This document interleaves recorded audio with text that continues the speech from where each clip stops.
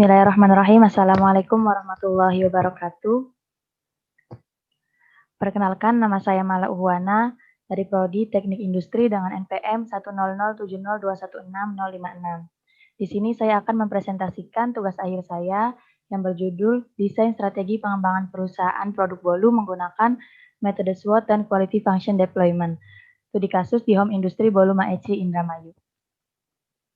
Yang pertama, pendahuluan. Seperti kita ketahui bahwa industri makanan dan minuman setiap tahunnya mengalami peningkatan, baik berskala besar maupun UMKM. Salah satu UMKM makanan yaitu di Home Industry Bolu Maeci di Indramayu. Setelah dilakukan studi pendahuluan, didapatkan permasalahan-permasalahan pada perusahaan. Yang pertama, pemasaran masih sempit, yaitu pada masyarakat sekitar. Kedua, kurangnya inovasi pengembangan produk. Ketiga, perusahaan tidak mengetahui keinginan konsumen. Keempat, munculnya produk sejenis dari kompetitor membuat pelanggan berpindah. Hal tersebut terjadinya penurunan penjualan dan ketertinggalan perusahaan.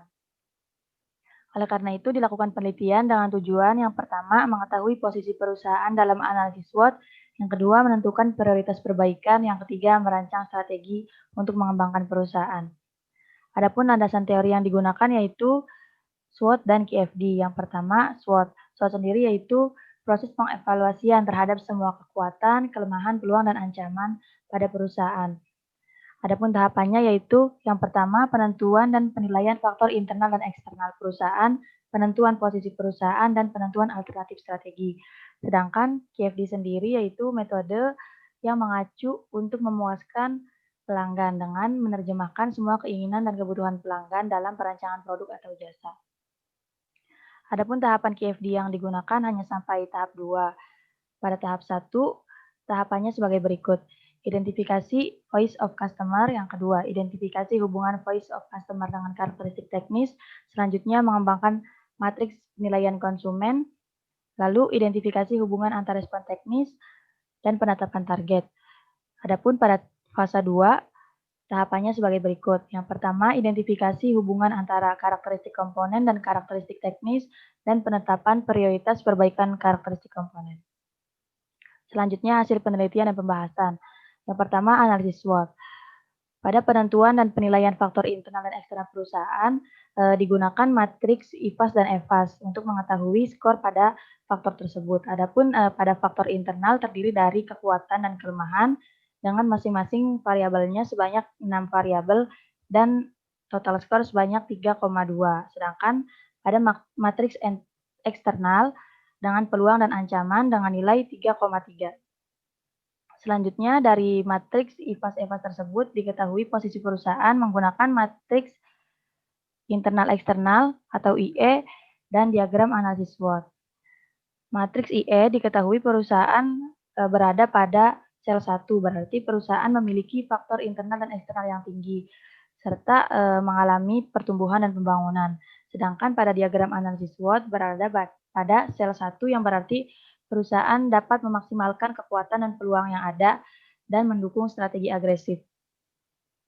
Selanjutnya yaitu penentuan alternatif strategi perusahaan. Didapatkan alternatif strategi dengan dimensinya yaitu 3 dimensi strategi. Yang pertama, pengembangan produk, pemasaran, dan pengembangan perusahaan. 3 dimensi ini yang kemudian digunakan untuk tahapan selanjutnya pada QFD. Selanjutnya yaitu Quality Function Deployment atau QFD. Pada matriks fase 1 diketahui prioritas keinginan dan kebutuhan konsumen terdapat pada dimensi pemasarannya, yaitu memiliki akun media sosial seperti Instagram, Facebook, dan lainnya untuk memasarkan produk. Sedangkan pada karakteristik teknis terdapat pada pelayanan perusahaan dengan nilai tertingginya. Selanjutnya, pada matriks komponen fase 2 diketahui yang tertinggi adalah pelayanan perusahaan. Pelayanan cara konsumen untuk mendapatkan produk. Nah, di sini merupakan hal yang harus diperhatikan perusahaan. Adapun usulan rancangan strategi perusahaannya diketahui dari fase 1 dan fase 2 pada karakteristik teknis yang tertinggi yaitu pada pelayanan perusahaan dengan cara memasarkan produk di e-commerce serta perusahaan juga dapat membuka cabang dan toko sendiri. Lalu perusahaan juga dapat melengkapi konten sosial media dengan konten-konten yang menarik sehingga konsumen dapat tertarik untuk membeli produk. Adapun kesimpulan dan sarannya yaitu yang pertama, hasil posisi pada matriks IE dan diagram analisis SWOT menunjukkan perusahaan volume ECI sedang tumbuh dan berkembang dan berada pada kekuatan dan peluang yang tinggi. Oleh karena itu, perusahaan volume ECI perlu menerapkan strategi yang berfokus pada pertumbuhan agresif.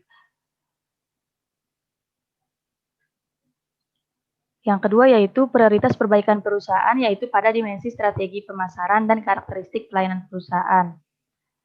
Hal ini dapat ditingkatkan dengan memperluas pemasaran sehingga konsumen lebih mudah untuk mendapatkan produk. Yang ketiga adalah strategi yang tepat untuk mengembangkan perusahaan dibagi menjadi 5. Namun yang menjadi prioritasnya adalah pada pelayanan perusahaan.